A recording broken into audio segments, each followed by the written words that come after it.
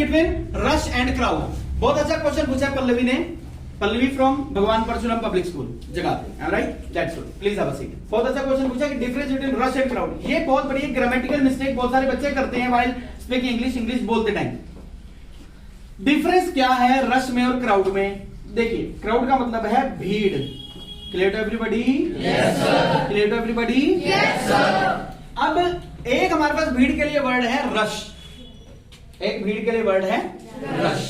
आप कहते हैं ना जल्दी चलो नहीं तो रश हो जाएगा, जल्दी चलो नहीं तो क्राउड हो जाएगा। Clear to everybody? Yes sir. Crowd में और भीड़ में एक दो डिफरेंसेस हैं। सबसे पहले तो मैं आपको बात बता दूं, रश का मतलब होता है चलना, याद रखना। कैसे? देन आप अपनी स्टोरी बता रहे हैं एंड यू आर सेइंग कि then we rushed to Vaishno Devi, और हम लोग वैष्णो देवी के लिए रश कर पड़े, ये रश पड़े यानी चल पड़े। वी रश्ड टू वैष्णो देवी। ये रश वो हुआ करता है जब हम लोग डेलिबरेटली किसी काम के लिए जाते हैं, number one thing. Second thing is here, crowd हमेशा, हालांकि मैं इसके साथ एक वर्ड आपका और बताना चाहूंगा, एक वर्ड और मैं इसके अंदर ऐड करना चाहूंगा। थर्ड वर्ड है मेरे पास मोब। तो I am going to tell you the difference between rush, crowd and mob. ठीक है, मोब भी इसके अंदर मैं ऐड कर रहा हूं। रश का मतलब हुआ करता है चलना कहीं से। आप चाहे अपने घर से चलकर मेरे इंस्टीट्यूट पर पहुंचे, आप चाहे अपने घर से चलकर मेरे इंस्टीट्यूट पर पहुंचे, तो you will say then I, for example, you are saying how I spent my last Sunday, and you are saying firstly I got up at 6 a.m. and after that I completed my routine activities, and after the ending of my routine activities I went to my friend's house, then we both rushed to Umesh Arora English गुरु, और हम लोग Umesh Arora English गुरु की तरफ चल पड़े, Umesh Arora English गुरु के institute की तरफ चल पड़े, राइट। तो आपने वहां पर रश लगाया उस चलने के लिए। एक तो रश का हमारे पास ये मीनिंग है। Second thing is here, whenever, जहां पर कुछ भी गैदरिंग हुआ करती है, जहां पर कुछ भी गैदरिंग हुआ करती है वो हमारा क्राउड हुआ करता है, वो हमारी एक भीड़ हुआ करती है। अब तीसरी हमारे पास एक वर्ड हुआ करता है मोब, एमओबी, मोब, यानी रश का मतलब आप लोग समझिए, रश का मतलब चलना हुआ करता है। ये आप लोग रियलिटी में गलत बोलते हैं कि जल्दी चलो नहीं तो मार्केट में रश हो जाएगा।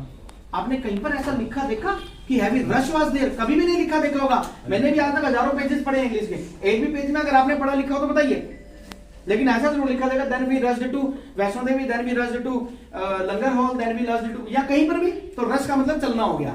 पहली बात क्लियर हुई आप लोगों को? यस और no? Yes sir. Second thing is crowd. Crowd का मतलब तो भीड़ है। जैसे मैंने आपको यहाँ पर बुलाया तो ये हमारे पास क्राउड है या गैदरिंग है? जल्दी बताइए। ये गैदरिंग है। आप लोग क्राउड क्यों नहीं है? जल्दी बताइए। क्योंकि हमें, बिल्कुल ठीक बोला किसी ने, क्योंकि हमें बुलाया गया है। याद रखना, जहां पर बुलाए हुआ क्राउड होता है वो गैदरिंग हुआ करती है। जहां पर बुलाया गया क्राउड होता है, इनवाइटेड किया हुआ क्राउड होता है। आप लोगों को इनवाइट किया क्योंकि संडे को सर नहीं आना, आप लोगों ने आना है। जहां पर बुलाया गया क्राउड हुआ करता है वो गैदरिंग हुआ करती है, और जहां पर बिन बुलाया अपने अपने काम से लोग जा रहे होते हैं वो क्राउड हुआ करता है। इसके अंदर एक वर्ड हुआ करता है हसल बसल। अब ये भी मैं बीच में बता दूं, हसल बसल आपने दिवाली के ऐसे में किया है, there is great hustle bustle on the road. तो अब दिवाली पर लोग अपने अपने काम से निकलेंगे। अब क्या होगा, ये एक भीड़ जमा नहीं होगी एक जगह पर। हालांकि जगाधरी की सारी गलियां छोटी हैं, हालांकि जगाधरी की गलियां छोटी है, भीड़ एक जगह इकट्ठी हो जाएगी, भाई जाम लग जाएगा, लोग गाड़ियां लेकर घुस आएंगे, बाइकें लेकर घुस आएंगे। बाइक तो चलती है लेकिन गाड़ियां लेकर घुस आएंगे। सभी लोग अपनी अपनी दुकान से सामान बाहर निकाल लेंगे, अतिक्रमण हो जाएगा। अतिक्रमण को इंग्लिश में बोलते हैं एंक्रोचमेंट, एंक्रोचमेंट। तो अतिक्रमण हो जाएगा, लोगों के निकलने का पैसेज जो है कम पड़ जाएगा, लेकिन इसी वजह से जाम लगने लगेगा। वो जाम जो लगेगा वो हो गया जैम, ट्रैफिक जैम। ये खाने वाला JAM जैम नहीं है, ये ZAM वाला जैम है, वो ट्रैफिक जैम है, ठीक है।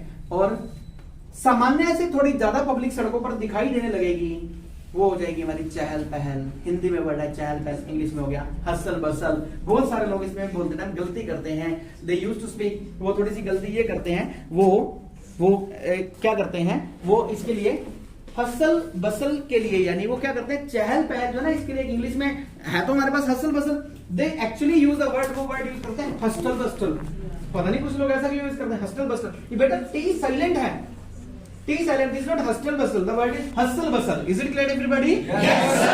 अभी तक मैंने आपको बताया रश, अभी तक मैंने आपको बताया क्राउड, अभी तक मैंने आपको बताया हसल बसल, अभी तक मोब मैंने अभी नहीं बताई, अभी मोब नहीं बताई। और मैंने क्या बताया, एंक्रोचमेंट बताया वर्ड, और क्या बताया, क्या क्या क्या, हाँ वेरी गुड, आप लोग रिमेंबर करके रखे हैं, वेरी गुड। गैदरिंग, एक हमने गैदरिंग बताया।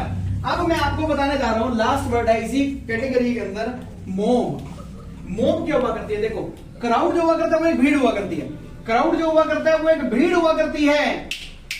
क्राउड जो हुआ करता है एक भीड़ हुआ करती है। हाँ, गैदरिंग और क्राउड में एक डिफरेंस होता है। Crowd is the plain English word, crowd जो है प्लेन इंग्लिश का वर्ड है, गैदरिंग जो है फॉर्मल इंग्लिश का वर्ड है।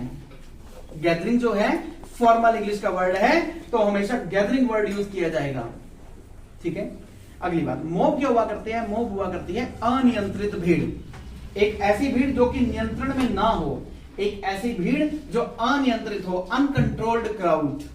आप देखते हैं यही अनियंत्रित भीड़ कहीं पर दंगे कर देती है। कुछ इतिहास में हमारे बहुत सारे ऐसे एग्जांपल है इंडिया के अंदर, जब अनियंत्रित भीड़ यानी किसी के भी कंट्रोल में नहीं रही, किसी के भी कंट्रोल में नहीं रही भीड़, तो उसके लिए हमारे पास एग्जैक्टली वर्ड है MOB, mob. I am sure you will get the answer of your question, Pallavi. That's great. Put your hands together for next you answer.